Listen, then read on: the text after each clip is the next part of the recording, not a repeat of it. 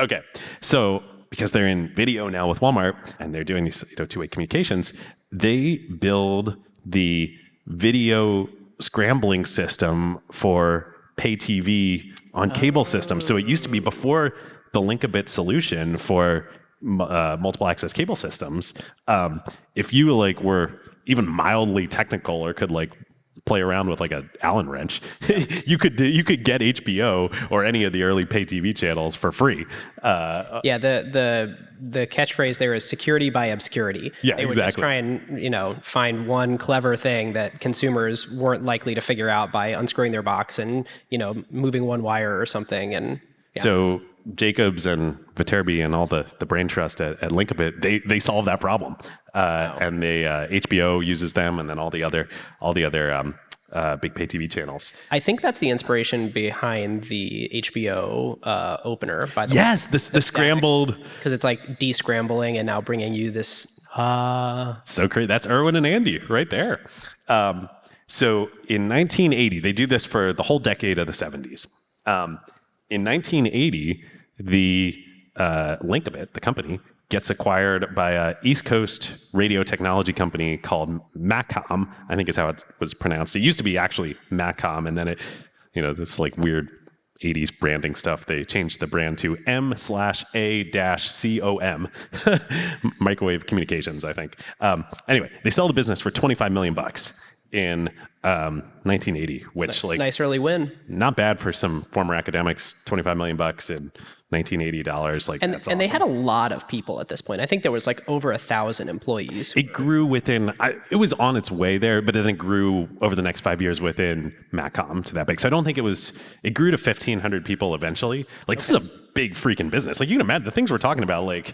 A lot of other retailers started using satellite networks. A lot of other cable TV channels wanted to use these. And there were other products that they were building. This is a huge. Basically, they made a big mistake selling the company. They hadn't listened to Acquired. They didn't have all the lessons. They wouldn't have had Qualcomm if they didn't sell the company.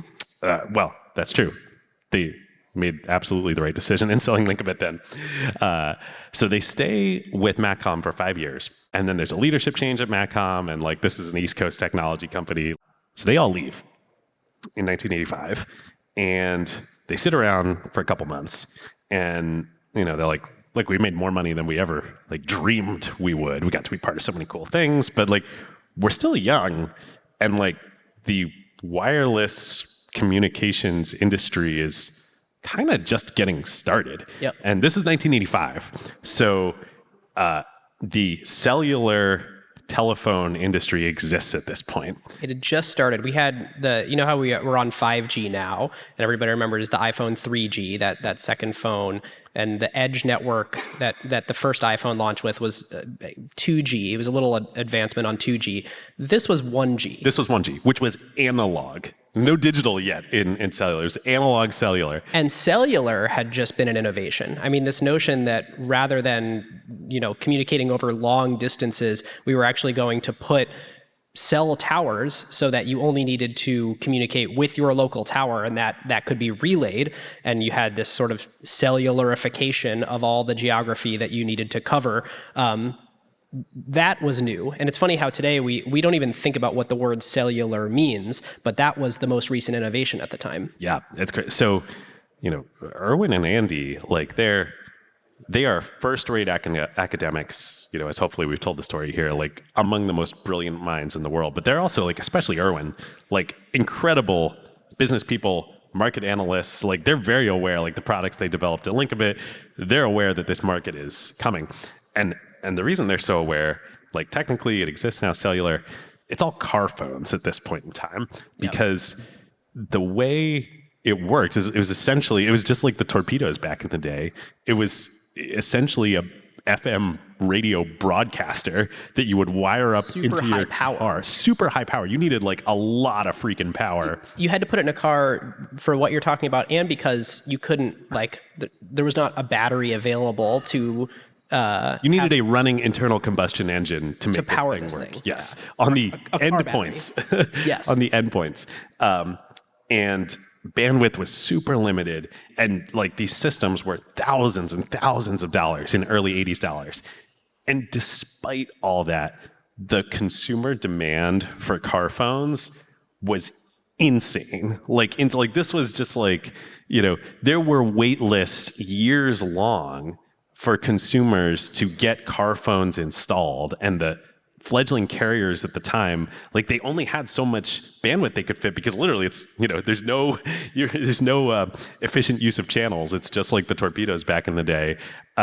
Like they couldn't keep up with all the demand. I remember when my parents, who were lawyers, like they had car phones in the 80s. Did your parents have one? No, my great uncle had one. But it is interesting thinking about, when you're listening on an FM radio, you have 99.1, and then you click up on the dial and it says 99.3, and then you click up and it says 99.5, and you can't even have 0.2, 0.4, 0.6 because that's too close. There would be interference. So you start thinking about, and this isn't exactly right, I'm going to oversimplify this a little bit, but you start thinking about, well, geez, how many slots are there to communicate in this analog way with a cell tower near me? What can a cell tower handle? 100 phones, 200 phones, 500 phones? Either way, it's not going to scale. Not like much more than 100. Yeah. Yeah. I mean, you think about how many radio stations there are, like it's not much more than that. So, the Linkabit folks, Erwin and Andy, they see this, they know, and they're like, oh, this industry is in its infancy. We see this amazing demand. We are literally the best. We know there's a better way to do this. We know you can do this digitally. We know you can do it way better. We know how to do it the best. So they found a new company in July of 1985 with seven in total, Andy, Erwin, and 5 other of the best Linkabit engineers. They meet at Erwin's house, and they decided to start this new company, and they name it Qualcomm. Quality Communications. Which is short for Quality Communications, which I had no freaking idea when we did the research. But then you're like, oh, duh. Quality Communications. Yep. And then when you know all this history, it makes sense. Like, they are the highest quality, but they know how to do quality communications. This is a communications company, and they can provide quality that nobody else can. There's so many companies named this way too. These things become these household brands, and then it's like you don't even think about what the original meaning was. Totally. Because like the industry was still so early, and you think for a minute about what is involved in building out a cellular telephone network. There is enormous capex, like, laying like cable. We've talked a little bit about the cable industry history on Acquired. Like that required enormous capex. Like this is like literally putting towers in the ground, putting base stations on them, building these $1,000 mobile phones. It requires a lot of money to participate in this. It's money, and it's a bunch of competencies, because not only are you thinking about the real estate for the tower and putting in the tower and putting the base stations on the tower, well, then you need to figure out, well, how are those towers, what's the protocol, what's the technical method that it's communicating with phones, and making sure that the phones have all the correct hardware. And it's not just antennas, it's very specialized chips.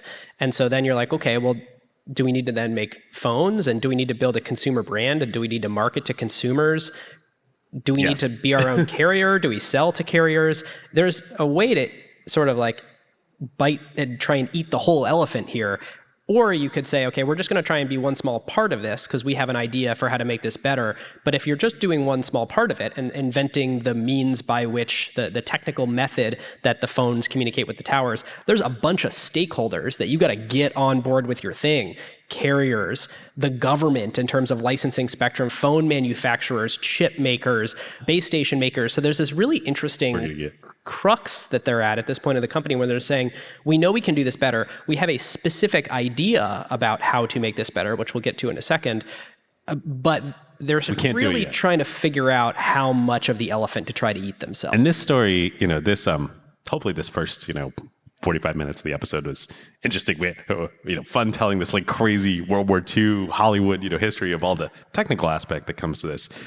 The business history of Qualcomm, just like Bill Gurley said on the blurb of this book, it is one of the most brilliant strategic executions of entering a market, period, like writ large ever. Like this is on par with NVIDIA, if not, honestly, more brilliant. It seems more difficult because if you were to pitch me this idea a priori as an investor, I would tell you immediately no, because I see 15 different needles, all of which you must thread perfectly, a story that's entirely path dependent. So you're not going to get one thing until you get the previous thing, and that was a needle that you were threading. So the likelihood of success is unbelievably low. And yet, here we are talking about Qualcomm. So they knew two things at the outset of founding. One, this is a massive opportunity that they eventually wanted to pursue, was bringing their expertise to bringing terrestrial cell phone networks into the digital era and building the dominant gorilla company in this soon-to-be massive industry. And two, they knew they couldn't do it yet. So they actually started in the same fashion that Linkabit did. They're like, okay, we're going to bootstrap up by doing consulting work. Yep. So one of the first consulting projects they do is with Hughes, like one of the defense primes, Hughes, like Howard Hughes, pretty awesome, on a proposal to the FCC for a mobile satellite network. They're like, all right, well, we'll learn about consumer mobile, telephony services, enter the market, we'll work on the satellite network. And we're talking like Jurassic Park sat phones. Yes. That is exactly. Big honking things, super expensive, but like when you really need it, it's nice that there exists a sat phone network. Yes. So while they're working on this, they're like working on like, okay, how can we we're the experts at, optimizing satellite communication channels for efficiency. They come up with an application of spread spectrum to use multiple conversations, access the same channels at the same time. Yep. That they they use a technique called CDMA, code division multiple access. Which the first time you hear this phrase sounds like complete jargon, like meaningless, and then you stare at the Wikipedia article for a while to try and unpack each one. So we'll break it into parts. Multiple access. Well, that's fairly straightforward. Rather than being broadcast, so like a TV network, we have multiple endpoints that all want to communicate with each other using whatever the same communication medium is. So rather than using one single frequency to all try to pile on there at the same time, which of course wouldn't work in that analog world that we were talking about. I want to call you on 92.3, you want to call Bob on 92.3, my mom wants to call my dad on 92.3. You quickly get into a situation where like everything's just colliding with each other. So multiple access on just a single analog frequency doesn't work, so you got to divide up and say everybody gets their own frequency, and that's sort of the way that the way the world evolved. So you mentioned code division. Yeah. Before we get to code division, can we talk about a different type of division? Yes, we certainly can. So before we get to the CD in CDMA, code division, we've got the multiple access part. Bunch of people trying to communicate using the same medium. Well, the things that we were talking about before, everybody gets their own frequency, that was called FDMA, frequency division multiple access. So a pretty straightforward way that you might divide up the airwaves in order to have multiple conversations. And the way the telecommunications industry works is, remember I opened the episode by saying it's basically a layered set of magic tricks. This is sort of the next iteration on top. And if you say, okay, rather than sending analog signals, what if we were sending digital signals? So if I'm talking to David, there's a lot of sort of pauses. About half the conversation is actually empty air. And if two folks out in the audience are talking to each other, a lot of your time is actually empty air. So we don't both need the entire frequency all the time. And if we are communicating using a digital signal instead of an analog signal, then actually we can parcel up the information into digital packets. And just rotate the time of when different packets are being sent. Right. So, the very crude example is if we're at a dinner party, I can have my conversation for 30 seconds in a room, and then, I pause and I stop talking. A different conversation can happen for 30 seconds. Of course, that's too crude and that's far too long. In a time division network, what you'd basically do is say, I get some digital packets for these milliseconds, then the next milliseconds you get your digital packets, then the next few milliseconds someone else gets their digital packets, and we'll keep round robining it between the 20 conversations that we're all having.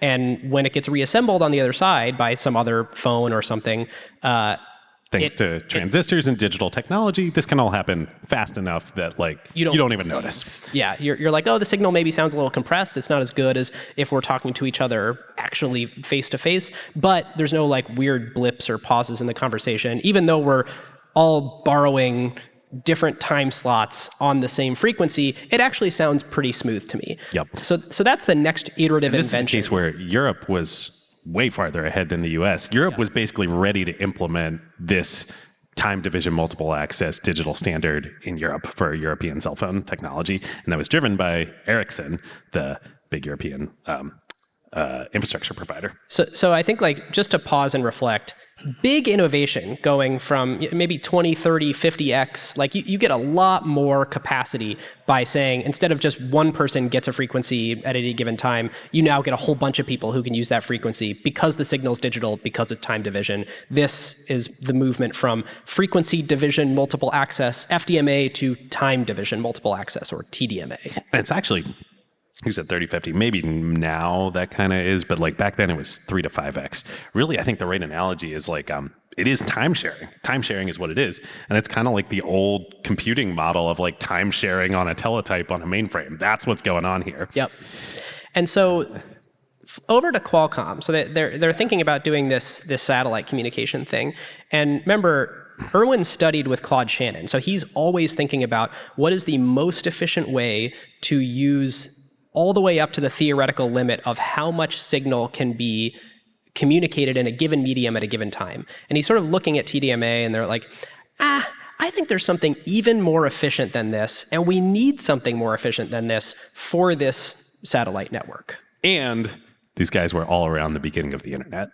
Yes. And like, if you know anything about how the internet works And under packet the switch hood, networks generally. packet switching, it's not time sharing. No, it is everybody compresses their data as much as they possibly can into a digital packet. They fire it off, and it bounces around a series of places until it hits the other side, gets decoded, and hopefully the protocol is written correctly, where as you're sort of opening your packets and sequencing them all in the right way, it seems perfect and how the message was originally intended to be when it was encoded in the first place. And you said the magic word, decoded. And that's what these guys figure out. They're like, duh, we'll just use code. And then like everybody will send all the conversations all at the same time, all across all the different channels. We'll maximally efficiently use all the spectrum allocated, and we'll just append a little code to the beginning of each digital conversation, and it'll get reassembled on the back end. Just basically the same way the internet works. Yeah. So to break that down further, so you've got this really interesting situation now where all messages are encoded digitally. And I keep like going back to this analogy that they use in the telecommunications industry of the dinner party. So rather than the sort of frequency, the FDMA model of everybody's in their own room having their own conversation, that's not super efficient, or TDMA, which is you put 5 or 10 people in a room, but they need to wait their turn to have their conversation. Well, what code division basically is, as the analogy goes, is, well, everybody can communicate in whatever room they want. They're all just communicating in their own language. And the person that they're communicating to understands that language. So they can sort of listen and disregard noise that's coming in. It's from like you were people saying, if I'm expecting your message to be, I had breakfast this morning, then like, I don't care how much noise is in the system. You don't care how much Spanish. I either know you said that or you didn't say that. Right. You're like, I'm disregarding all the Spanish and I'm just listening for English that sounds something sort of like describing someone's state of breakfast. Yeah. And that's an oversimplification. If you really wanted to sort of dig into it, what you're basically doing is you run any given packet through like literally an encoding. So maybe my encoding is 10010. So you encode whatever the packet of information is, you run it through, sort of add it to 10010, and then you end up with this signal that you can sort of stack on top of other messages. So imagine a digital signal, like a digital wave, where all of our messages are layered on top of each other. So the top of the peaks of some of the wave are extra high and the troughs are extra low for others. And when it all arrives all together on the other side knows how to decode all of our messages. So it individually subtracts all of our messages, which are layered all on top of each other, off the very same digital signal until it basically has all of our messages spread apart. It disregards any of the ones that doesn't match the code that I'm looking for, that I'm listening for, and it says, I just care about the message that came from Ben, which was 10010 or whatever code I just made up. And that reassembles it. The shtick for CDMA. And what these guys do, just this brilliant, like, they saw it, they had the background, they had the engineering, they like everything, right place, right time, and the business sense. They developed this and they freaking patent it. In 1986, years before Qualcomm gets actually directly involved in the cellular industry at all, they patent the method and technique for code division multiple access applied to terrestrial cellular networks in 1986 in US patent number 4,901,307, which is one of the most valuable patents in history. Yep. Unreal. Like literally they played such a long game and they threaded needle after needle after needle, and that was just the first. And when you think about why that is so valuable, when you really distill down what the CDMA patent is, it was the very first time that you could say, well, rather than thinking about one specific frequency, just imagine you have all the frequencies available to you, and everybody can all the time broadcast their message on whatever the next available frequency is, and we have the technology to just figure it out on the other side. Oh, and by the way, you don't even need to do it with super high power, so it's good for battery life and that sort of thing, because since it's encoded... an internal combustion engine to power this thing. Right? The other side knows what it's looking for. So this is the equivalent of there's a bunch of people whispering in a gigantic house to each other, all in different languages. So it's this like way more efficient way to use a given medium to have the absolute maximum amount of conversations or signal transmission in that medium. Who got the truth? Is it you? Is it you? Is it you? Sit me down, say it straight. Another story on the way. Who got the truth? Who got the truth now?